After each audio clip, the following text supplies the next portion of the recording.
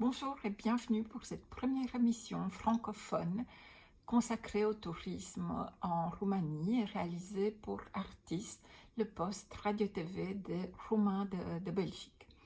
Je suis Carmen Gogolan et je serai votre guide durant 5 à 10 minutes pour des petits voyages virtuels dans mon pays natal, donc la Roumanie.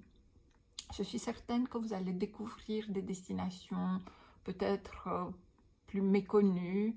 Vous allez découvrir des endroits naturels magnifiques que la Roumanie conserve encore. Parmi peut-être les dernières destinations sauvages de forêts vierges que l'on peut encore trouver en Europe. Mais aussi et surtout, vous allez rencontrer des gens virtuellement bien sûr, mais vous allez découvrir aussi des coutumes, vous allez voir nos beaux costumes traditionnels et la fierté avec laquelle les Roumains le portent encore. Bon voyage à tous! La Roumanie est un pays fascinant par sa diversité. Diversité architecturale, en passant du baroque à un style plus médiéval que l'on peut trouver dans la plupart des villes de Transylvanie, comme ici à Sighișoara, qui est une des villes du centre du pays, qui a peut-être le mieux conservé ces vieilles bâtisses médiévales. Mais aussi la Roumanie, c'est un pays qui a su développer sa propre architecture et un style traditionnel assez unique. Un pays où les habitants portent encore avec fierté leurs costumes traditionnels lors d'événements ou le dimanche pour aller à l'église. D'ailleurs, les églises, vous pouvez le voir sur ces images, sont vraiment magnifiques dans cette région de Maramureș, qui est située au nord-ouest de la Roumanie et qui est peut-être la région qui a le mieux gardé toutes les coutumes traditionnelles du pays.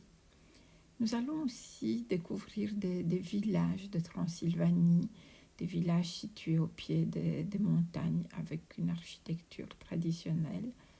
On va se promener aussi, on va prendre l'air, on va prendre aussi de la hauteur dans les Carpates. Vous voyez encore de la neige, même au mois d'août, à plus de 2000, parfois 2500 mètres d'altitude, que ce soit dans les monts Făgăraș ou bien ici dans le massif du Retezat.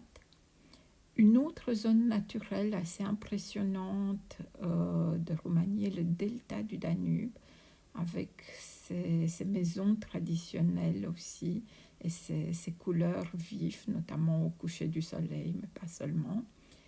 Et vous allez voir que la couleur va être vraiment le maître mot de ces découvertes. Couleurs que l'on porte fièrement sur nos costumes traditionnels.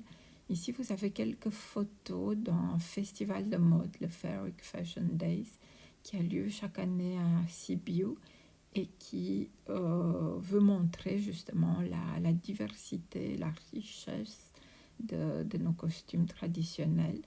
Mais ces tenues sont portées aussi au jour le jour, peut-être pas pour aller au boulot, mais pour aller à l'église, pour des mariages, pour des événements festifs. Les gens, que ce soit des jeunes ou des moins jeunes, les portent encore avec beaucoup, beaucoup de fierté.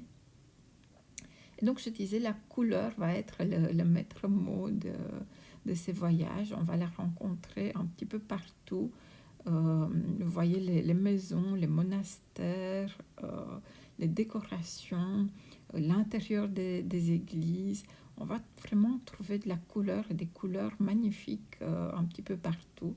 Donc si vous aimez la couleur, si vous voulez mettre un petit peu de gaieté dans vos vies, si vous avez envie de découvrir des merveilles architecturales et peut-être aussi revivre peut-être la vie telle qu'elle était en Europe de l'Ouest il y a peut-être 20 années en arrière, à ce moment-là, je vous invite à venir en Roumanie, à faire ces petits voyages virtuels ensemble, au moins une fois par mois. Je vous donne donc rendez-vous une fois par mois pour la découverte de la Roumanie, que ce soit sur le poste de TV Artis ou bien sur ma page Facebook, ou bien sur le site, sur le groupe Repatriote Tourisme Belgia. Et faisons ensemble rayonner la Roumanie. N'hésitez pas aussi à m'envoyer vos commentaires, peut-être aussi vos souhaits si vous avez envie de découvrir une région en particulier.